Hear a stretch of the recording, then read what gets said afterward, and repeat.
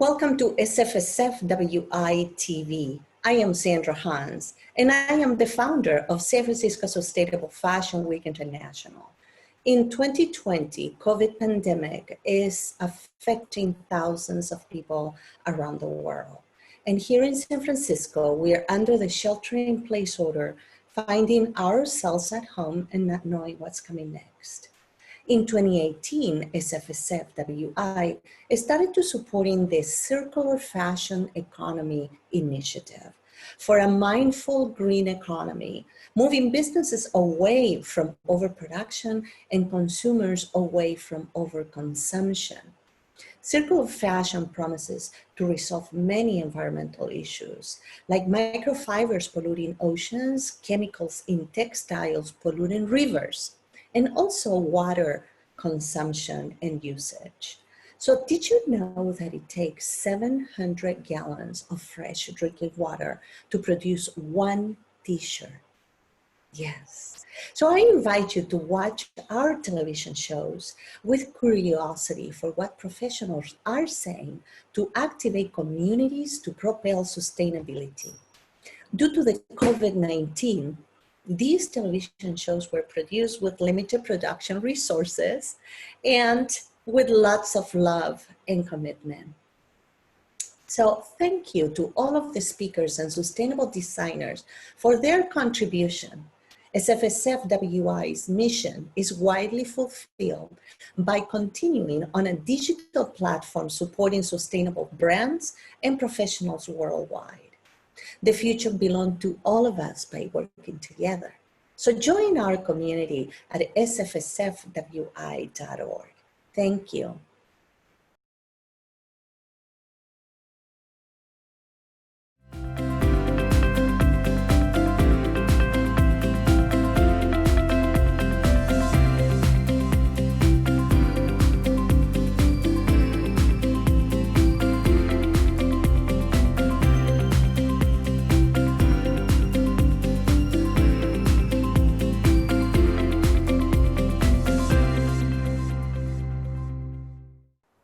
So this is Debbie Raffel from the City of San Francisco's Department of the Environment saying thank you so much for participating in the San Francisco Sustainable Fashion Week International.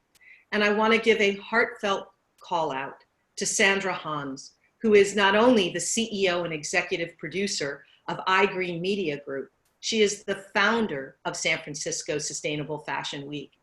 And she has dedicated her work and her life to making sure that all of us have a place where we can share our best practices, where we can learn from each other, and most of all, where we can create a sustainable fashion industry. So thank you, Sandra. Thank you to your whole team. From me to you, stay healthy, stay well, and stay sustainable. From the high street to haute couture, fashion is a $1.3 trillion industry. But it comes with a hefty environmental price tag. Cotton production is being blamed for depleting water sources and contaminating the environment with pesticides. Chemical waste from clothes manufacturing has devastated rivers in Asia, and some estimates suggest the fashion industry is on course to create a quarter of projected global carbon emissions by 2050. If you take design, a lot of it is take, make, dispose. But there's another looming threat for the fashion industry, and it's going to put clothing materials under the microscope like never before.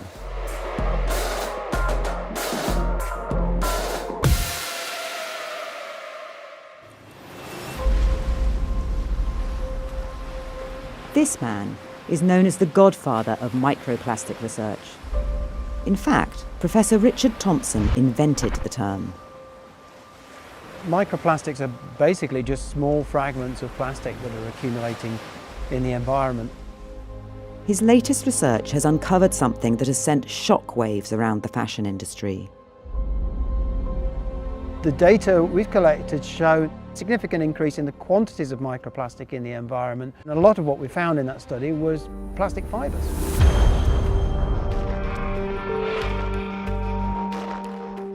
Synthetic materials like polyester, nylon and acrylic are made of plastic fibres. These degrade and break up in a washing machine cycle. If we take a domestic washing load, that could release up to 700,000 fibres in a single wash. Now that's going to go to wastewater treatment. Some of those fibres will be intercepted in wastewater treatment, but a good number will potentially escape to the environment. The data suggests that they're accumulating year on year. Between 2000 and 2016, the use of polyester by the global garment industry increased from 8.3 to 21.3 million tonnes annually. A third of the fish that I collect from a sample in the English Channel near to here have got synthetic pieces in their guts. In 10, 20, 30 years' time, the quantities in those organisms is only going to be greater. The long-term effects of these plastics in the food chain, and even in humans, are still unknown. But Professor Thompson's discovery is ringing alarm bells. When I talk to designers, they tell me that, shedding of fibres and indeed end-of-life recyclability was never part of the design brief. Environmental considerations like these are making some fashion brands go back to the drawing board.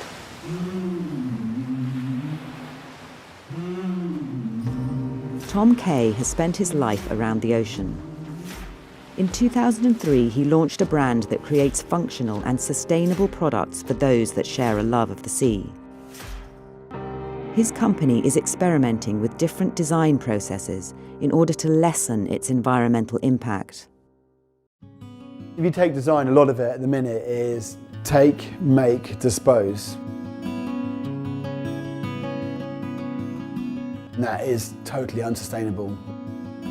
We really have to address the root of the problem, and that's really designing out harmful fibres, harmful fabrics, harmful processes. The company use only organic cotton. It's developed a recycled polyester insulation for jackets and has created its very own wetsuit recycling program. Polyester, you can take it back and recycle it time and time again. Finisterre's design team has also returned to one of the oldest materials known to man. This is really nice. I actually really love it in the day. Yeah. With Carolyn DeBear. She is the co-founder and designer of Bendy Shoes. Hi, Carolyn. Hey, Carolyn, hello. hi. Can you tell us a bit about your professional journey in the fashion industry and what led you to sustainable footwear? Absolutely. In 1986, my footwear fashion career started at Esprit in San Francisco. And, at that time, little did I realize that 33 years later, I'd still be in this industry and I'd have the opportunity to co-found the Bendy. We're a sustainable footwear brand manufactured locally in California. And we're working on reducing our carbon footprint, just like I'm personally working to do the same. I'm taking short trips to LA now, working via Skype and Zoom versus making 2 to 6 trips per year to overseas places like I used to. For almost 30 years, I've witnessed what fast fashion has done to our environment, our planet, and, developing samples, sales samples, product development, production, and just looked at all of that waste.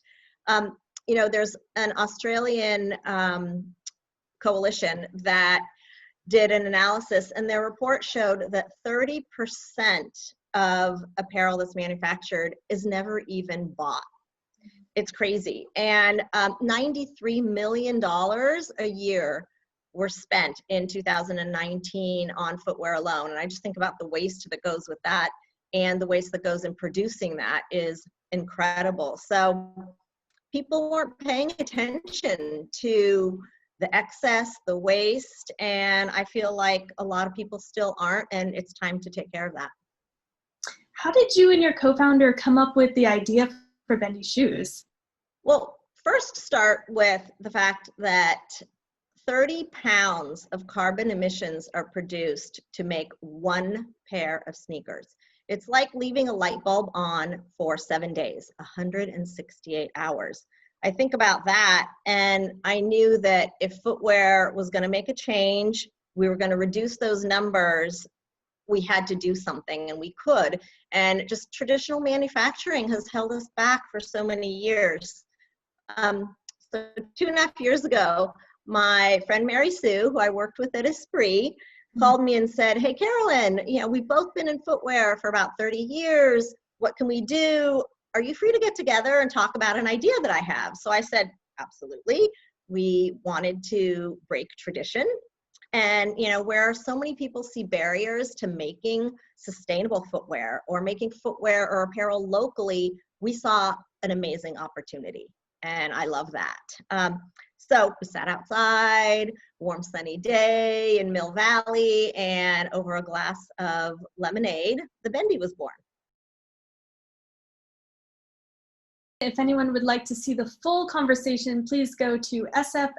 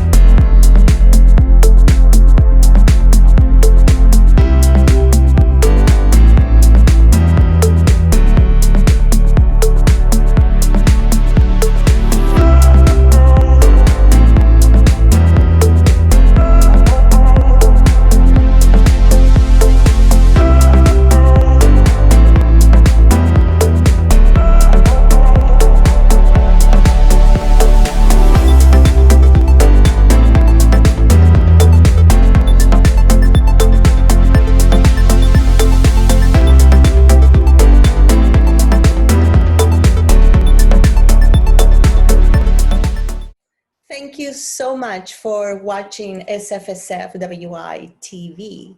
Today we have Sika Smith, and she is an amazing person with spirituality and all that mindfulness that women have, and she is cultivating that in her life as a vegan.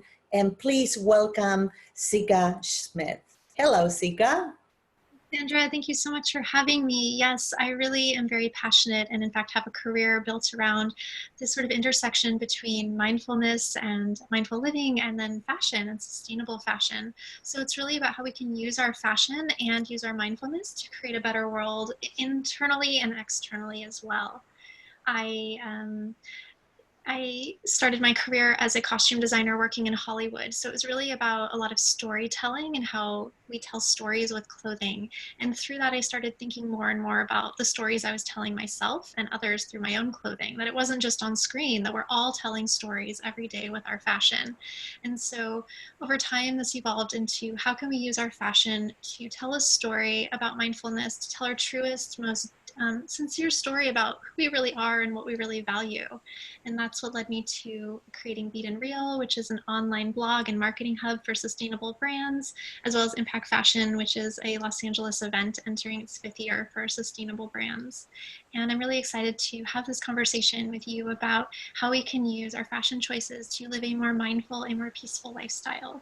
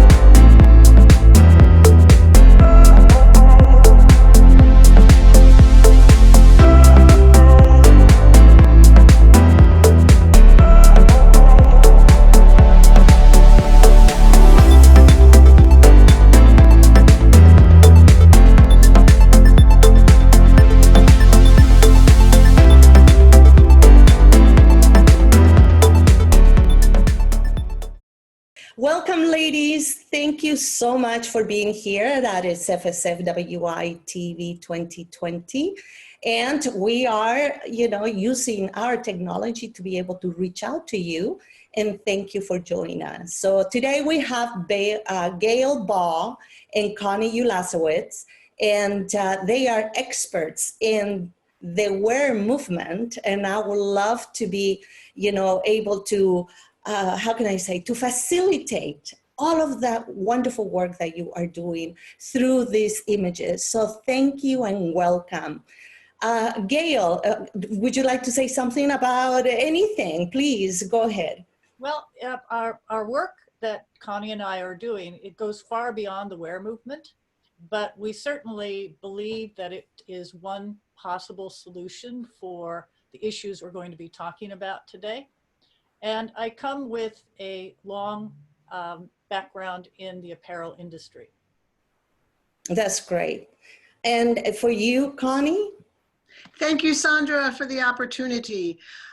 For me, I resonate with everything that Gail said. We've worked for decades together, and we're really both passionate about the responsibility that we have to move along a socially and environmentally responsible industry. That's wonderful. Okay, so there is something that I would like to have a conversation with you, and it's really about, what happens to clothing when it is not sold or is not longer needed by any of us? What happens? That's a great question. And that was something that in 2017, Gail and I got a grant from the Department of the SF Environment to investigate where the clothing went in the city of San Francisco. And we took students with us to Pier 96, to Recology, to find where it goes when you throw it in your blue bin is it gets put into bales and it really doesn't go anywhere.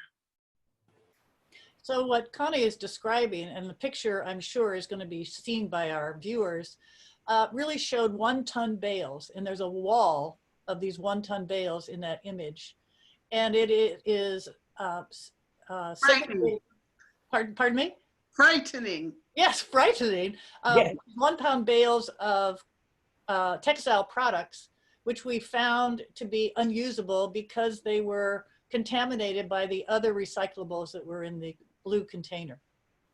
You have to think about when you put into the blue container your soda bottle, your beer bottle, your vodka bottle, your tomato soup bottle, and your clothing. The clothing absorbs it.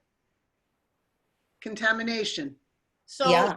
the City and County of San Francisco, through the Department of the Environment, had really tried to make this a scalable solution of product that was being discarded into the waste stream and to keep it out of landfill. And what they discovered was it wasn't usable at all for any purpose. It was compacted together, smashed together with all of these other textile products that had been contaminated. And so nobody wanted it anywhere in the world. Yeah. And but listen, Connie, let me ask you this. So with that being said, I mean, we know that, and it's a louder conversation nowadays, that the textiles and the clothing industry is just flooding our landfills, right? So with that, and for me, it's really, what will be the most sustainable option for each of us, or not? What is no longer needed? I mean, there are solutions that people are coming up with. Yes, and Sandra, to your question, it's we that are flooding our landfills. We have the power to make a purchase or not make a purchase. We have the power to sew on a button. We have the power to change a garment, take off a sleeve, add a sleeve, hem, not hem. It's really in our hands to push the industry. They're selling to us. If we're not going to buy, it's not going to continue. So, yeah. Gail, what do you see happening internationally with this? Connie, I think that that's a good point. Thanks for that lead in. There's another photograph that the viewers can see, which shows discarded textiles that were sorted in Japan and destined for Southeast Asia. And you'll see them as opposed to what we saw on Pier 96, where it's just all this raw material exposed. They baled it and sealed it in fabric bales, and you can see that. And that was destined for specific locations in Southeast Asia. It's an unregulated industry. So this product is going there and discarded from Japan, just Japan.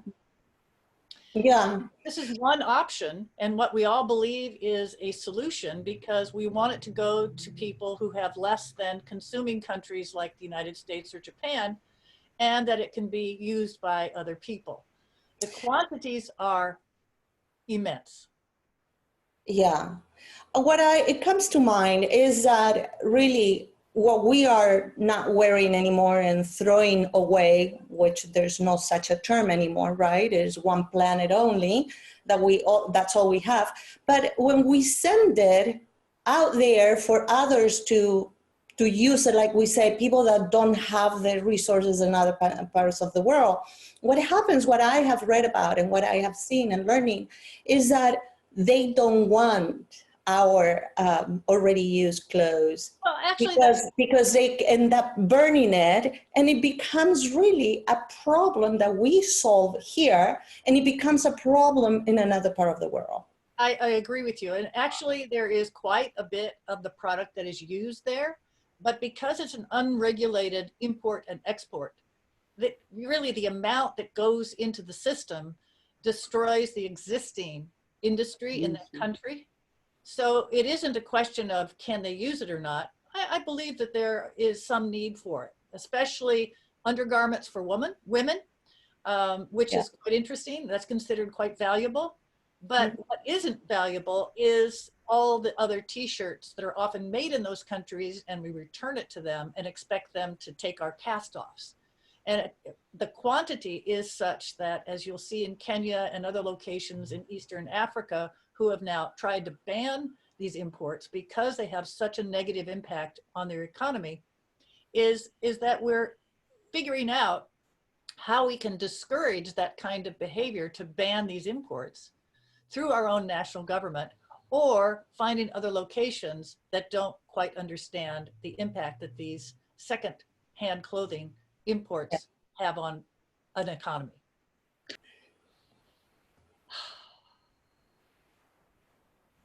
Gail, that was so great. Thank you so much for that explanation.